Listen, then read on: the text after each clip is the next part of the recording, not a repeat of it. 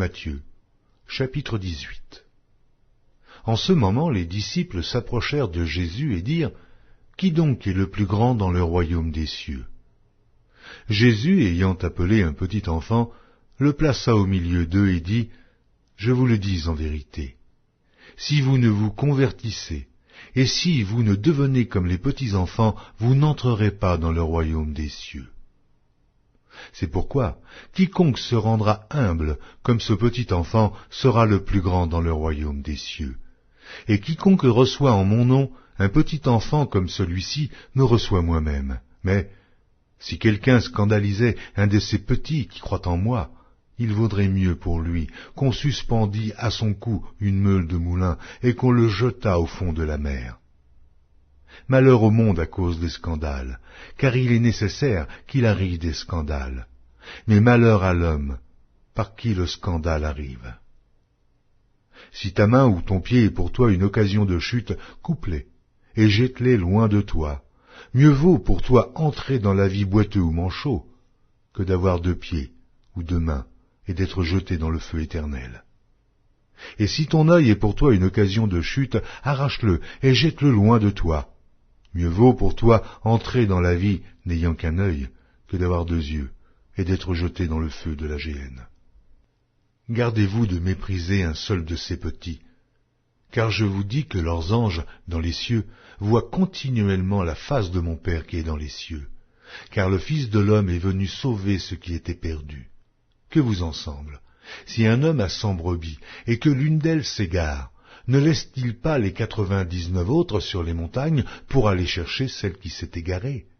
Et s'il la trouve, je vous le dis en vérité, elle lui cause bien plus de joie que les 99 qui ne se sont pas égarés. De même, ce n'est pas la volonté de votre Père qui est dans les cieux qu'il se perde un seul de ces petits. Si ton frère a péché, va et reprends-le entre toi et lui seul. S'il t'écoute, tu as gagné ton frère, mais s'il ne t'écoute pas, prends avec toi 1 ou 2 personnes, afin que toute l'affaire se règle sur la déclaration de 2 ou 3 témoins. S'il refuse de les écouter, dis-le à l'Église. Et s'il refuse d'écouter l'Église, qu'il soit pour toi comme un païen et un publicain. Je vous le dis en vérité, tout ce que vous lirez sur la terre sera lié dans les cieux, et tout ce que vous délierez sur la terre sera délié dans le ciel. Je vous dis encore que si 2 d'entre vous s'accordent sur la terre pour demander une chose quelconque, elle leur sera accordée par mon Père qui est dans les cieux, car là où 2 ou 3 sont assemblés en mon nom, je suis au milieu d'eux. Alors Pierre s'approcha de lui et dit : Seigneur, combien de fois pardonnerai-je à mon frère lorsqu'il péchera contre moi? Sera-ce jusqu'à 7 fois? Jésus lui dit : Je ne te dis pas jusqu'à 7 fois, mais jusqu'à 70 fois 7 fois. C'est pourquoi le royaume des cieux est semblable à un roi qui voulut faire rendre compte à ses serviteurs. Quand il se mit à compter, on lui en amena un qui devait 10 000 talents.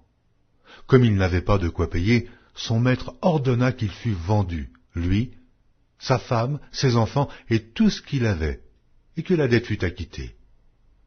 Le serviteur, se jetant à terre, se prosterna devant lui et lui dit : Seigneur, aie patience envers moi, et je te paierai tout.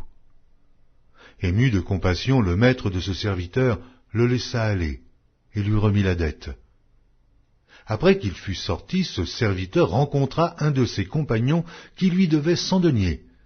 Il le saisit et l'étranglait en disant : Paie ce que tu me dois. Son compagnon, se jetant à terre, le suppliait, disant : Aie patience envers moi, et je te paierai.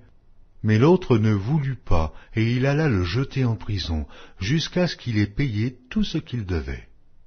Ses compagnons, ayant vu ce qui était arrivé, furent profondément attristés, et ils allèrent raconter à leur maître tout ce qui s'était passé. Alors le maître fit appeler ce serviteur et lui dit : Méchant serviteur, je t'avais remis en entier ta dette parce que tu m'en avais supplié. Ne devais-tu pas aussi avoir pitié de ton compagnon comme j'ai eu pitié de toi ? Et son maître, irrité, le livra au bourreau jusqu'à ce qu'il eût payé tout ce qu'il devait. Et c'est ainsi que mon Père céleste vous traitera, si chacun de vous ne pardonne à son frère de tout son cœur.